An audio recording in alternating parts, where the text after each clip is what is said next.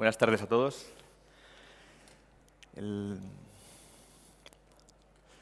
Soy Toño de la Torre, trabajo en Codesai, que como siempre digo, lo más interesante es que somos una cooperativa de 7 desarrolladores, así que si queréis saber cómo se gestiona una cooperativa solo con desarrolladores, pues da para luego unos gin tonics. El motivo de traer aquí hoy esta píldora es ordenar las reflexiones que hemos estado haciendo en nuestras participaciones en diferentes clientes, en diferentes proyectos, y ponerlas todas juntas y enseñároslas.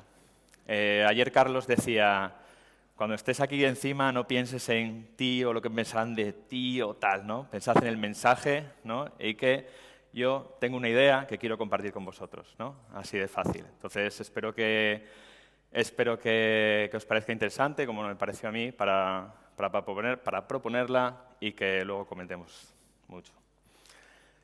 El 10º aniversario de la CAS, o sea, casi nada. Y sobre todo porque yo estuve en todas. Así que no sé si hay alguien más que haya estado en todas, pero bueno.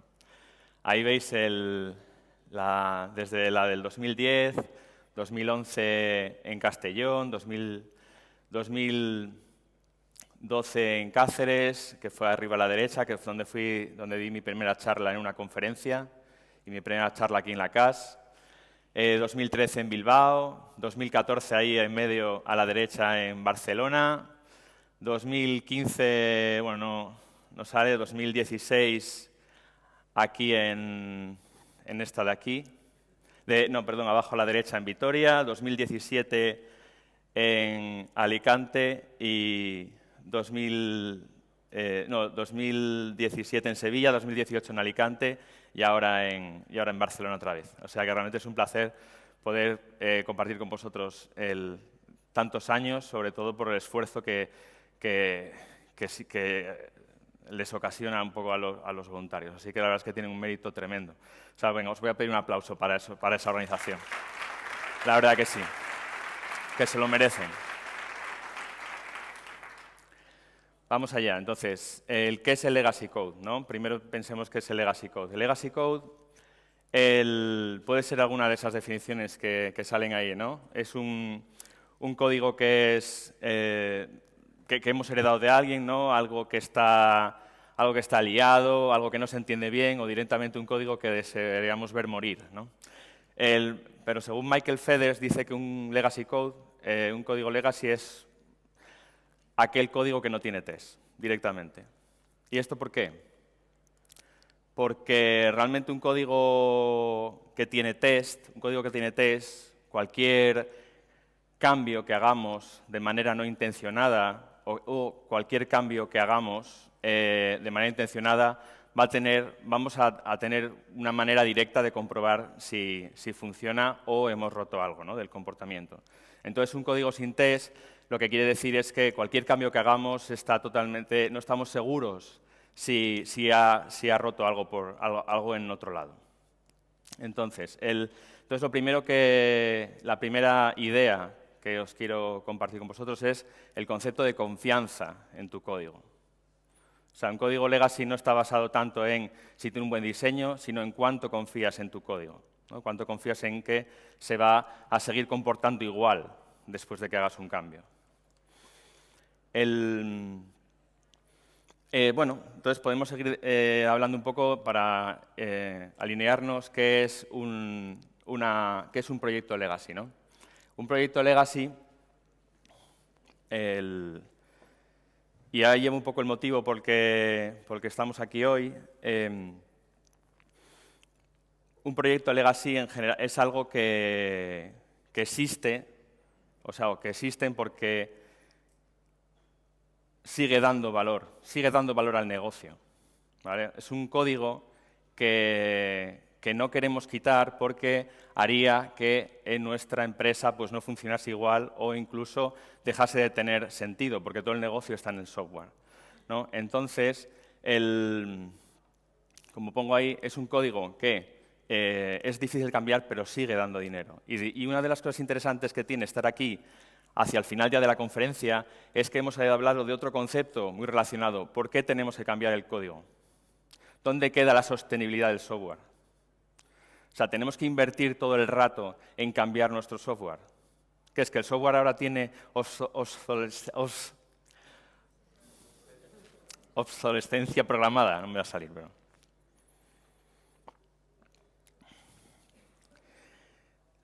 Entonces, eso es una idea para pensar.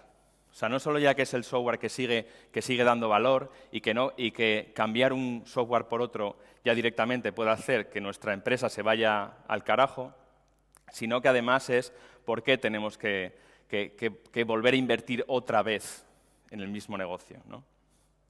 La verdad es que es una cosa realmente interesante de lo que hemos estado oyendo toda esta conferencia, ¿no? Además, para nosotros, el equipo, el legacy no solo se compone de código, sino también se compone del equipo que lo lleva, ¿no? Y veréis por qué, ¿no? El equipo que lleva este código, claro, porque nosotros pensamos que el código es complicado porque lo sufrimos, ¿no? Digamos, ¿por qué es tan difícil de cambiar este código? Pues es tan difícil porque es difícil te enfrentas a él porque es difícil de entender. Es difícil de cambiar, es dificilísimo ya no digamos de testear, ¿no? Es difícil incluso de ver cómo que cualquier cambio que hagamos, ¿no? Puede surgir a que rompamos otra cosa. Entonces se implanta esa frustración que tenemos ahí, ¿no? Ese miedo al cambio hace que al final estemos frustrados con nuestro código, ¿no? Y por eso al final, como dice Uncle Bob, ¿no? En esta cita dice: cualquier, digamos, luz, ¿no? que hayas visto, cualquier aspecto maravilloso de la programación que hayas visto cuando estabas empezando, en el momento que te enfrentas al legacy code puede ser que se apague para siempre, ¿no? Entonces, claro, eso puede pasar, ¿no? Que la gente diga, no, es que yo no quiero trabajar en legacy, no, yo solo quiero si es ¿verdad? Greenfield ahí para poder poner mis React y mis Vue y etcétera. Y dice, pero bueno, ¿por qué es esto, no? Y eso es por la frustración que te genera, ¿no? Con lo cual, esto es una realidad. O sea, otro de los problemas que tienen las empresas es la dificultad de retener el talento en los proyectos legacy. ¿Vale? Todo esto que os estaba aquí mostrando, ¿no? Esta serie de ideas encadenadas, lo estamos viendo constantemente en las empresas. O sea, por eso los proyectos legacy son código y equipo. Entonces, digamos, ¿cómo llegamos aquí? ¿Cómo llegamos a este punto de tener los legacy, ¿no? Entonces, esa falta de confianza, ¿no? Un poco para que nos pongamos en la situación de ese equipo, esa falta de confianza hace que se aplique la norma de si no está roto no lo arregles, ¿no? Entonces dices tú, pues mira, si no está roto no lo arregles, se traduce en, pon aquí un else if ahí y tira para adelante. Un else if dice, si el usuario está logado, tal, pero si es admin, haz esto. Y si no está logado, haz esto otro. Y si resulta que es el robot de Google, pues no sé cuántos. Y entonces al final tienes toda tu administración de perfiles en un método, ¿no? Y eso pasa. Entonces, y así es como nace realmente. O sea, como digo, nace de una falta de confianza en tu código, de miedo dices tú, bueno, mira, toca ahí, no sé qué, es como cuando pones la guinda del pastel, dice, bueno, voy a dejarla así, lo dejo así caer y ya está, y no hago más. Entonces, opciones, ¿no? Opciones. ¿Cómo hacemos para poder, digamos, controlar esto, ¿no? Esto de que al final se nos vaya de las manos. Entonces, opción A, que la vemos en muchos clientes. Dice, bueno, pues nada, definimos una serie de buenas prácticas, ¿no? Incluso de una arquitectura fijada por nuestros arquitectos seniors y nuestros team leads, que luego, pues nada, que todo el mundo está obligado a seguir. Muy bien. ¿Cómo compruebas que esto sigue funcionando, que sigue la norma que hemos puesto? Pues se suele ver a través de los merge requests, ¿verdad? Es cuando dices, pues reviso el código, te hago una merge request, te la comento, te digo, no, esto por ahí no y tal, de tal manera que al final, bueno, no nos metamos en el proceso de delivery, ¿no? Del Agile Delivery, ¿verdad? Que aquí Eduardo Ferro sabe bastante de eso, sino nos pongamos un poco en la manera de verificar que se cumple digamos, las buenas prácticas que nos han puesto. Entonces, ya os adelanto que esto no funciona. ¿Por qué? Porque es que el equipo lo que entiende es que es una opinión. O sea, en general no se explica suficientemente bien por qué tenemos que seguir esa arquitectura o por qué tenemos que seguir esas buenas prácticas. Dicen, bueno, es que de verdad tienes que ponerte aquí delante de esto. O sea, no, esto no lo puedo hacer. ¿Vale? Entonces lo que suele hacer es, pues al final, mira, como el technical lead no está para revisarse todos los pull requests y todos los merge requests de todos los equipos, dice, mira, banda, tira que libras, hago un poco una exploración aleatoria, ¿no? Como si fueras el escáner del aeropuerto, y mira, hay uno que pillo, por lo menos algo caeré, ¿no? Entonces, opción B, ¿y qué os parece que sea en vez de top-down, que sea bottom-up? Es decir, que aprendamos un poco qué significa mal código, ¿no? Empecemos desde ahí, ¿vale? Entonces, la propuesta es, y eso es una propuesta, es una idea, que es aprender cómo huele el código, ¿vale? El concepto olor del código es un concepto que bueno, veréis en el libro de Refactoring de Fowler, en el que dice, o sea, el código no huele, pero sí que puede haber ciertas pistas, ¿no?, que te pueden indicar que pasa algo. Es como cuando tú abres la nevera, ¿no?, y tú dices, hostia, aquí huele raro. Entonces abres y dices, pero ayer no olía así. Abres la nevera, hueles ahí y dices, ¿pero qué será? Empiezas a abrir tuppers ahí, más o menos todos ordenados por orden de antigüedad, ¿verdad?, desde más atrás, más hacia adelante, y al final encuentras un tupper allí, abres, hostia, ¿y esto? Y entonces le dices aquí a tu compañera, oye, ¿este queso azul cuánto tiempo lleva aquí? Porque es que huele fatal. Dice, ¿qué queso azul? Dice, ¿qué queso azul? Pero si hostia, pero si era el fresco de Burgos que compré la semana pasada. Claro, eso es lo que suele pasar. Esto mismo pasa con el código. O sea, los olores del código es algo similar. Tú dices, mira, no sé lo que es, pero no sé, algo hay aquí que no me huele bien, ¿no? Entonces es el concepto de Code Smells que ayuda a que los equipos entiendan que no saben qué es, pero saben que aquí algo no funciona, ¿vale? Aquí algo no funciona. Entonces, esos son, como dice ahí, algunas pistas que nos pueden llevar a indicativos de problema y por dónde ir tirando. Entonces, de la misma manera que preguntamos qué pasa con este queso, tú vas y dices, oye, ¿por qué es tan grande esta clase? Oye, ¿o por qué este método lo único que hace es, o por qué esta clase lo único que hace es acceder a esta otra clase? ¿O por qué aquí hay tres puntos, ¿no?, en una cadena de mensajes? ¿Vale? Estos code smells que ves ahí no son todos, pero son algunos y solo os he señalado lo que en mi opinión son, digamos, un punto por donde empezar, ¿no? Grandes clases que indiquen que el código es poco cohesivo, que hace demasiadas cosas, puede ser una pista para indicar de que eso algo podemos hacer con eso. O los dos de la derecha, ¿no?, un feature envy y message change, digas tú, oye, parece que esta clase tiene mucha envidia de esta otra. Igual es que aquí, igual el comportamiento no está en el sitio adecuado, ¿vale? Pero esas son cosas que no hace falta que el equipo diga, bueno, lo sea de hacer de manera directa. Esto es una cosa que el equipo puede preguntarlo, ¿no? Entonces, vamos a meternos un poco caña a nivel técnico y vamos a decir, oye, ¿cómo técnicamente nos vamos a encontrar con este código? ¿Cómo lo vamos a hacer frente? Entonces, lo primero es entender qué es qué tipo de cambios tenemos. Podemos añadir funcionalidad, arreglar un bug, podemos mejorar el diseño o mejorar el uso óptimo del sistema, ¿vale? En ambos casos, o en algunos más que en otros, bueno, realmente en 1 y 2 cambiamos algo de funcionalidad, pero sobre todo mantenemos un montón más, ¿vale? Y ahí es donde viene un poco la clave, ¿no? Que cómo vamos a enfrentarnos a ese cambio, ¿no? Cuando tenemos que preservar muchísima más cantidad de código del que tenemos que cambiar. Entonces también Feathers comenta estas dos técnicas que existen, ¿no? Edita y reza, ¿sabes?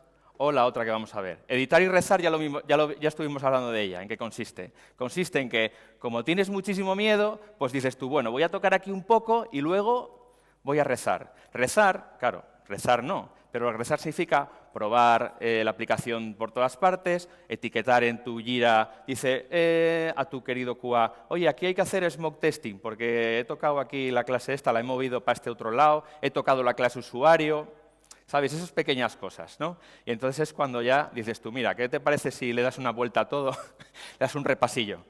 Vale, pues eso es un poco lo que significa, ¿no? Editar, rezar. O cobertura, ¿no? Dar cobertura de código y modificar. Entonces, el concepto de cubrir de test, lo que hace es, como pongo ahí, es hacer una red de seguridad que lo que te permite es anclar tu código, ¿no? Como si fueran sargentos en carpintería, de tal manera que la funcionalidad la atas. De tal manera que en cualquier momento que toques algo que se te escapa ahí un poco y dices tú, inesperado, en ese sentido hay una...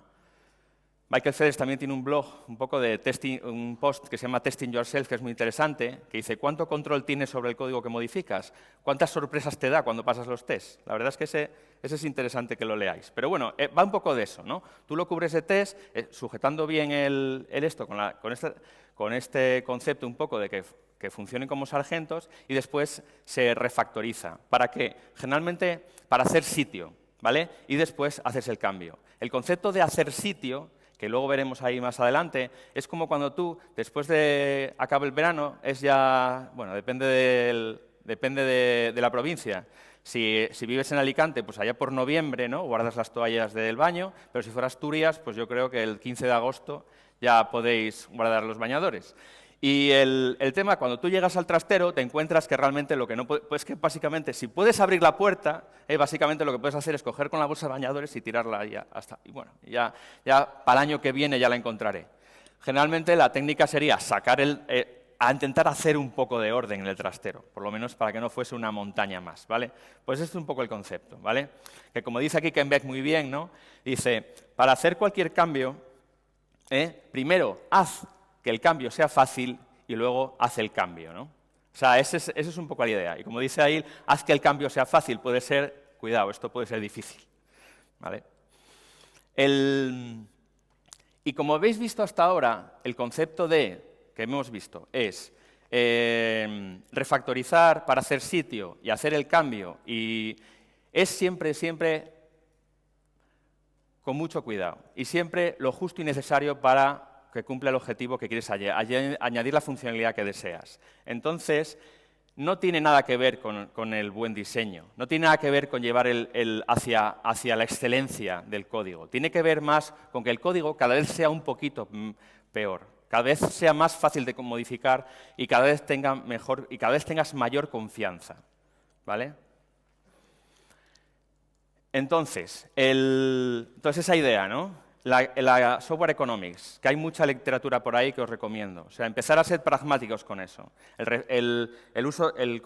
Manejar legacy no significa llevarlo hacia DDD ni nada de eso. Significa que cada vez sea más fácil de modificar y cada vez tengan mayor confianza. Vale, entonces, un poco más de caña técnica. El problema de las dependencias. Para hacer sitio, muchas veces, o incluso antes, para poder hacer esos test de cobertura tienes un problema técnico con las dependencias, ¿vale? Que seguramente tengas que romper. Entonces tienes ese dilema que os acabo de decir. Para poder romper las dependencias, muchas veces para poder hacer esos tests tienes que romper las dependencias. Y hemos dicho, ¿cómo vas a tocar el código sin test? ¿Vale? Entonces aquí es siendo muy conservador con las prácticas que usas, muy conservador. Haciendo refactorings muy sencillos, muy seguros, incluso algunos, el propio IDE, el propio gestor de código que tengáis os puede hacer de manera automática, con lo cual podáis enfrentaros a esos primeros cambios de manera muy segura, ¿vale? Entonces, ahí vamos a poner un algoritmo que comenta Feders en su libro, en el que lo primero que dice es, identifica los puntos de cambio, es decir, dónde tienes que cambiar el código, luego identifica los puntos de test, que esto es muy importante, dónde vas a sentir, ¿no? Dónde vas a poner el polímetro, a ver si efectivamente esos cambios que estás haciendo tienen esas consecuencias que quieres. y después rompe las dependencias, después haz los tests y después ya puedes hacer los cambios que quieres y refactorizar. Vale, entonces vamos a ver un poquito de código, ¿vale? Con esto que acabamos de decir de las dependencias. ¿Vale? Una dependencia clásica, la típica persistencia en base de datos. Veis aquí que tenemos aquí el Marslander, que lo que hace de manera... el código del Marslander seguro que es así, o sea, no creo que sea mucho más complicado. Vale, para abrir el paracaídas le dice, escribe un comando en base de datos que dice abrir el paracaídas, ¿veis? Y coge y lo guarda en base de datos, ¿vale? Así, como tal. Esto se testea con... O sea, tenemos una dependencia con la base de datos, una dependencia directa.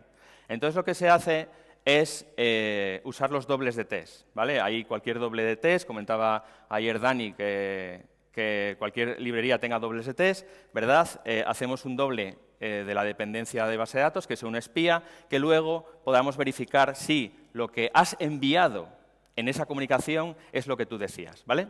Así tan sencillo. Vamos a ver una más complicada, en la que la dependencia no está a través de constructor, sino que directamente se instancia dentro del método. Esto no sé cuántas veces lo habréis visto, pero yo lo veo bastante. Dice, ¿por qué no vamos a llamar a la factoría dentro del código? ¿O por qué no vamos a llamar al contexto de Spring o al contexto de Symfony, a recuperar la instancia de turno y usarla? Pues esto, claro, tiene un problema para testing, vamos, gordísimo. Porque en un cliente, en un proyecto, para levantar con esta pinta, para hacer un test, nos costaba 6 minutos ejecutar los tests. Solo levantar el contexto. O sea, es que es una barbaridad para hacer un test. Entonces, claro, todas estas dependencias hay que romperlas. Entonces, imaginaos ahí, claro, aquí el ejemplo que os quiero poner es, imaginaos que aquí directamente, ya no estoy hablando de dependencias tipo API, tipo, como decía, del contexto, tipo base de datos, etcétera. Una dependencia directa que te conectas con un chip, con el vehículo directamente, ¿no? Entonces, ¿cómo rompemos esto? Os propongo aquí, de manera como ejemplo de rotura de dependencias, la técnica de extract and override, ¿no? De extraigo un método y luego lo sobrescribo. Veréis, esas dos líneas de código las extraigo un método, ¿vale? Como veis aquí. Y después le pongo el método, le pongo la visibilidad protected. ¿Para qué? Para que luego en el test lo pueda sobrescribir ese método. De esta manera, esto para que veáis eso, un ejemplo de que enfrentarse al legacy requiere con algunas técnicas podemos quitar ciertas dependencias que nos hacen mucho daño, ¿vale? En este ejemplo concretamente, al sobrescribir ese método y ponerle ahí pues una implementación de espía, solo con mirar a ver qué comando le hemos enviado a ese método ya podemos probarlo. Porque entendemos que ese constructor y ese método del vehículo espacial que pone ahí, es que ni siquiera es nuestro. O sea, no estamos diciendo que sea, no, que esté en una... No, es que ni siquiera es nuestro ese código. Bueno, pues vamos a suponer que ellos han hecho sus tests. Bueno, pues esta es una propuesta que os hacemos. Es sencillo, con ciertas prácticas, enfrentarse a ese código. Bueno, también de manera bastante rápida, veréis, todo lo que hay aquí está basado en heurísticas y estrategias que solemos usar. También, digamos, para empezar fácil, sería el clean code, que lo que ayuda sobre todo es a una buena comprensión del código. Después, las 4 reglas de diseño simple, que recomiendo muchísimo el libro de Corey Haines, que habla de Understanding the 4 Rules of Simple Design. Es un libro en el que te introducen estas reglas y, como veis ahí, pues te puede ayudar a tener ciertos argumentos, ¿vale? Para que el equipo empiece a tener criterio con el que basarse, tomar sus primeras decisiones de diseño. Y después, por supuesto, Solid, pero centrándonos sobre todo en el primero, que es el principio de responsabilidad única, que a partir de él vienen todos los demás, ¿vale? Y el último, el principio de inversión de dependencias, es el que nos permite romper de manera muchísimo más sencilla el ejemplo anterior, ¿no? el que veíamos, el ejemplo anterior. Y que está muy empatado con la arquitectura hexagonal, donde lo que busca es que todo tu modelo sea independiente de la infraestructura y que de tal manera se conecte a la infraestructura a través de los puertos y adaptadores, ¿vale? De tal manera que sea agnóstico de la implementación Y cuando digo agnóstico de implementación significa que le dé igual que sea un vehículo espacial o que sea un doble de test, ¿vale? Al final el comportamiento es el mismo. Vale, no entro... Bueno, ahí os decía, aquí para que veáis un poco de lo que me refería. Ese same to vehicle, si lo queremos extraer, sería muy fácil ese método, moverlo a otra clase que se llame el vehículo, o como queramos llamarla, y después inyectarla en el Mars Rover, ¿vale? La implementación será en cada caso la que nos interese. Muy bien, entonces, ya para terminar, volviendo al equipo, ¿vale? ¿Cómo enfrentamos esto? ¿Cómo hacemos de que, aunque esto se pueda comunicar y aunque esto se pueda hacer, ¿cómo hacemos para que esto sea interesante para los equipos? Pues en nuestra experiencia es realmente que trabajar con Legacy se convierta en un reto, se convierta realmente en algo que sea interesante para resolver y luego algo en lo que aprender, ¿vale? Esto es muy difícil, esto aparece aquí, digo yo vengo aquí, solo me falta aquí la taza, ¿verdad?, Mr. Wonderful, y ya me lo compráis. Esto es muy complicado, porque realmente cuando llegamos a los equipos ya están cansados ya de jugar con nuevas prácticas, de reuniones y tal. Vamos, del Agile también, después de esta charla hay una de que por qué los desarrolladores no les gusta el Agile. La verdad es que, pues, seguramente porque están ya cansados un poco de que practiquen con ellos cosas que realmente no piensan bien en su flujo, ¿no?, en su trabajo, ¿vale? Yo últimamente ya digo que en vez de ir a trabajar, parece que en vez de volver a enseñar a Agile, parece que los estamos rehabilitando, ¿sabes? Estos son agilistas ya que los tenemos que rehabilitar de un mal Agile, ¿no?, de un mal viaje, ¿vale? Y tenemos ahí que trabajar con ellos. Vale, entonces, ¿cómo hacemos nosotros? ¿Cómo proponemos el ir aprendiendo a lo largo del camino? Pues los compañeros de Voxel lo comentaron antes, muy parecido, también estuvo Pedro hablando sobre esto, ¿no? Y nosotros igual. O sea, hay una parte que es enseñar las prácticas técnicas, ¿vale? Lo primero es tener unos buenos fundamentos, una formación en la que te aprendan TDD, te aprendan los code smells, o sea, que tengas esa base sobre la que trabajar. ¿Cuándo? Pues luego en el día a día, ¿no? Haciendo pair programming, mob. Una cosa muy interesante en el proceso de onboarding. El proceso de onboarding no se valora lo suficiente para que la gente lo antes posible se sienta cómoda con donde está trabajando. Y después, en el Technical Concept Process, este es el nombre que nosotros le damos a lo que os comentaba al principio, al que la programadora que diga, oye, esto que no sea que huele, esto que se me huele mal, pues lo lleva a una reunión de concern, que es un concepto que trajo Xavi Gost a una clase de Barcelona hace tiempo, y que una vez a la semana se habla de todas esas cosas que te huelen mal o todas esas decisiones que tomaste y que el código ya está en producción, que te dice, oye, pues yo creo que esto funciona, creo que lo hemos hecho bien, pero mira, me apetece darle una vuelta con vosotros, ¿vale? Pues es una manera muy potente que tenemos de cristalizar ese conocimiento, ¿no?, que se vaya realmente haciendo fuerte en los equipos. Y ya cambiando los hábitos, el cambio de lo que significa hecho. O sea, como anécdota, no sé vosotros en vuestros equipos, pero yo estábamos en un equipo donde su terminado era hasta que se lo pasaba a QA. El momento que estaba en QA ya estaba terminado. Os podéis imaginar, al final de Sprint, la pila que tenía el QA para probar. El orden de 13 historias, una cosa así. Claro, y digo, bueno, pero ¿terminado qué? Pero si luego la tasa de rebote, de rebote, no de las historias, sino de un sprint a otro, es del 30 y 35% de las historias. ¿Qué terminado? No, bueno, hombre, es que nos piden que te... Bueno, o sea, claro, tú al final si les piden que dice, tú mándalo a QA, no te preocupes que a QA va a ir. O sea, seguro que a QA te lo mando, como sea. ¿Vale? Ese tipo de cosas, ¿no? Y el trabajo ahí que dice hablar mentoring a través del pair programming, también es otro concepto que oímos en charlas anteriores, en las que la manera de tomar decisiones, aunque he hablado muchísimo sobre la autonomía que tiene el equipo en el trabajo y que luego se lleva a un concern, muchas veces hay que ir un poquitín más despacio, Y antes de que tomes esa decisión, oye, mejor lo vemos juntos, ¿vale? Porque no sería la primera vez que en una de esas pues te meten el React, ¿sabes? O te meten Vue o te dicen, bueno, ya que estamos, ¿verdad? Vamos a meter un framework nuevo. Entonces, todas esas cosas hay que trabajarlas también en el día a día. Y entonces aquí el mentoring es muy útil, ¿vale? Bueno, también el práctica deliberada y el concepto de crear masa crítica. O sea, intenta que dentro del equipo haya gente que comparta esa cultura que tienes tú también, ¿vale? Porque si no, se hace mucho más difícil. Al final, bueno, se trata de que, como solo por mencionar, que todo el equipo, ¿no?, se sienta que posee ese producto.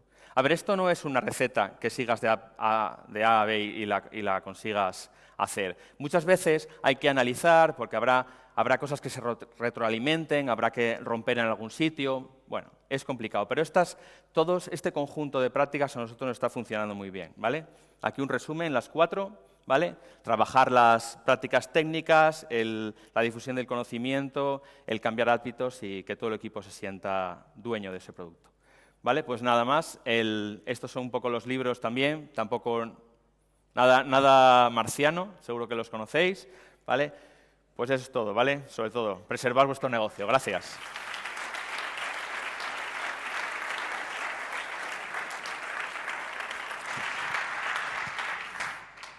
Gracias, Toño. Tenemos una pregunta en la aplicación. A ver, es un poco complicada, a ver si te la puedo leer bien. En la definición de Legacy Code como código que no se puede testear, ¿dónde quedaría un algoritmo de Machine Learning no supervisado? ¿Es Legacy, entonces? Pues no lo sé. La verdad, no tengo ni idea. Antonio, ¿te animas a responder? Pues no sé, no puedo responder a esa pregunta. El coste de escribir ese test es demasiado alto para lo que te merece la pena. Creo que lo he intentado y no... Bueno, Dani, bueno, repetir lo que acaba de decir Dani, dice que el coste de construir ese test es demasiado alto para el reporte que te da. ¿Alguna pregunta en la sala? Sí.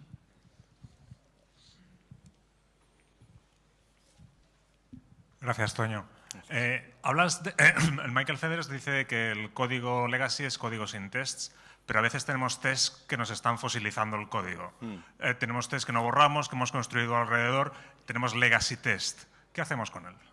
No, hombre, los tests tienen que aportar valor, per se. O sea, si hay un concepto que comentaba ayer Dani también en su charla, que es escuchas los tests, ¿no? Escuchas esos tests. Si esos tests cuestan mucho de mantener, se rompen cada poco, como tú dices, un test que realmente están ahí fosilizados y después te das cuenta que no te aportan demasiado valor porque encima están repetidos o se cubren de otra manera, esos tests hay que borrarlos o rehacerlos. Bueno, el código de test también hay que refactorizarlo.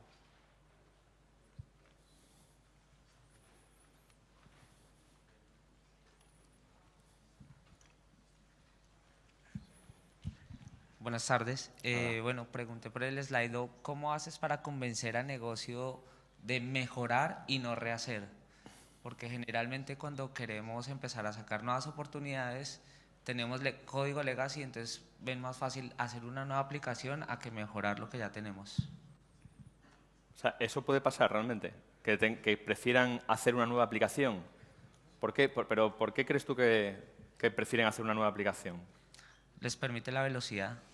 De ¿Velocidad? pronto creen que van a sacar con mejores tecnologías, de pronto los desarrolladores los consiguen más fácil. Ajá. Lo que hablabas al principio, los talentos no se consiguen para código legacy, pero ¿cómo convencerlos de mejorar y no rehacer? A ver, aquí la base está en que ese código realmente necesites que siga funcionando ese código, porque realmente es tu base de tu negocio. O sea, si tú apagas ese software, realmente sería catastrófico, la empresa empezaría a perder dinero.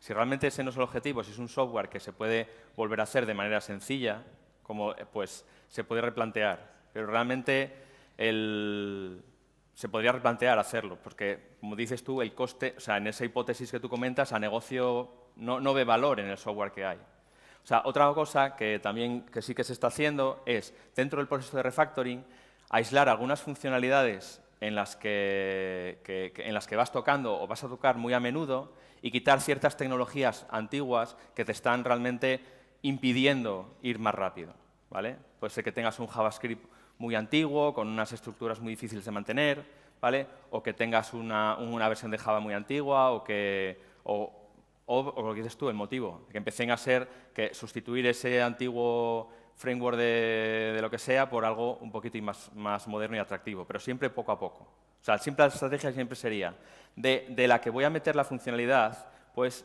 ir empezando a plantear ese cambio poco a poco. Hola, buenas tardes.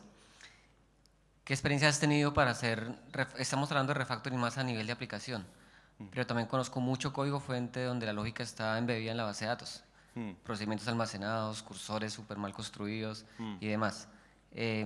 ¿Cuál es tu recomendación? Quizás hacer una reingeniería y extraer esa lógica de la base de datos a una capa de negocio y demás, o ¿qué nos puedes compartir de esto? Sí, este caso ya lo hemos tenido y de hecho hay muchas empresas que están en esa situación con la lógica en base de datos. Y, o sea, aunque hay algunas técnicas para poder hacer ese código un poquito más amigable, lo que estamos haciendo es ir analizando funcionalidad a funcionalidad, sobre todo de las que se tocan mucho. Si son funcionalidades que no se tocan mucho, pues nada, déjalas ahí. Pero las funcionalidades que tocas mucho, ir moviéndola poco a poco a un back que sea más fácil de modificar. ¿Vale? Entonces, hay muchas técnicas para eso, ¿vale? Ahí algunas así son empezar a construir bases de datos, digamos, como intermedias, que te sirvan de puente para que consuman los datos antiguos, ¿vale? O un API que, digamos, eso sigue existiendo, esa estructura de base de datos antigua sigue existiendo, pero se empieza a consumir de otra manera. No es el concepto que llaman esa capa de anticorrupción, ¿no? que te funcione como un puente hacia lo viejo. Pero a nivel, digamos, del mundo hacia el mundo, empieza a ser un API más amigable, ¿vale? También pero bueno, de eso también hay mucho de literatura también. Hola. Hola. Gracias, Toño. Linda charla. En el libro Accelerate, con estos reports de DevOps de la investigación, esta investigadora Dora, no sé si los conoces. No lo he leído, Son reportes que sacan todos los años desde 2014 y hacen encuestas sobre cómo están adoptando DevOps las organizaciones, y lo que se encargan básicamente demuestran que los beneficios que te dan todas las capabilities de DevOps son independientes de si el código es legacy o no.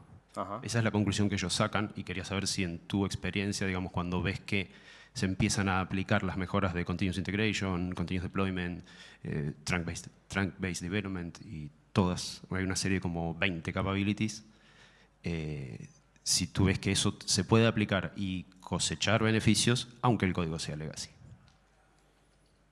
A ver, el código sea legacy en estas condiciones que estamos hablando aquí, de que empieces a incrementar la confianza en tu código. O sea, si tú no puedes desplegar muy rápido si tienes poca confianza en tu código. O sea, todo el tema de Git Flow y demás, lo que hacen es que tienes muchísimo miedo en mezclar tu código, en que entre en la rama, en el trunk sin probar, etcétera.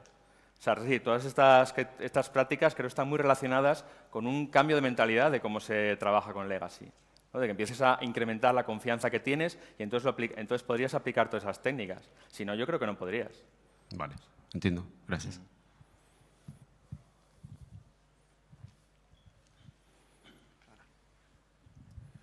Hola, Toño. Hola. Una pregunta. Por ahí comentaban el caso de, a la hora de trabajar con Legacy, pues tienes que generar tus test de cobertura, ¿no? Para probar que efectivamente el código se comporta como tú esperas. Ajá. Pero, como también nombraban por allá, te puedes encontrar el caso en el que tienes unos test que te dificultan hacer un refactoring de tu código. Y de hecho dicen que es una buena práctica, al igual que invertir un cierto tiempo de tu jornada en revisar el código que has escrito el día anterior o durante la semana, ¿no? También es una buena idea echar un vistazo a los test para no encontrarte con estos problemas. La pregunta es, ya que necesitas esos test para validar tu código, cuando lo que necesitas es hacer refactorización de tus test, ¿qué técnicas puedes aplicar o qué lecturas puedes recomendarnos al respecto que nos ayuden a asegurarnos de que no estamos cargándonos una funcionalidad o, mejor dicho, una comprobación, que no estamos dejando cosas fuera de la validación a la hora de sustituir un test o eliminarlo o hacer esos cambios de refactor? Vale. O sea, suele pasar, por ejemplo, que los tests, que tengas un test por cada clase de producción tenga un test. O ¿Sabes? Ese concepto de testing unitario ha hecho muchísimo daño, ¿vale? De tal manera que te bloquea absolutamente cualquier refactor que puedas hacer, aunque sea cambiar el nombre de la clase. Entonces,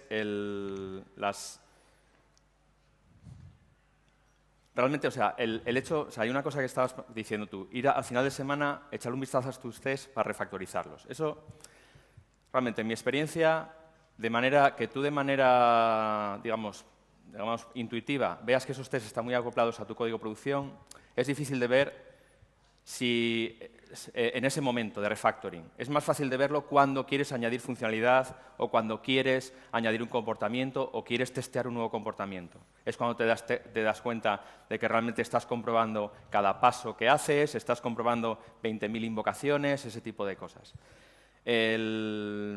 Entonces, por eso, ¿qué te digo? Que refactorizar los tests es más fácil hacerlos cuando te encuentres con el problema, cuando te encuentres al querer añadir, hacer hueco, que hablábamos antes. Cuando te pongas a hacer hueco, dices tú, esto no hay quien lo... O sea, no puedo hacer hueco. Entonces, refactorizas los tests. Es más fácil ahí. Y después, lo que dices, ¿cómo romper esos tests que te están bloqueando avanzar? La estrategia que nosotros hacemos es, quizás te has equivocado para esa funcionalidad, el tamaño de dónde estás probando. Estás probando demasiado en corto. Estás probando demasiado, pues cambio aquí una variable y compruebo aquí que se mete, que en este API funciona y tal. Igual tienes que hacer es alejarte un poquitín más y que tus tests unitarios cubran un conjunto mayor de clases, ¿vale? Para eso tienes que construir tests nuevos. Y luego ya, una vez que vuelves a tener la misma funcionalidad cubierta, pues te cepillas los tests antiguos. Perfecto, ¿vale? Gracias.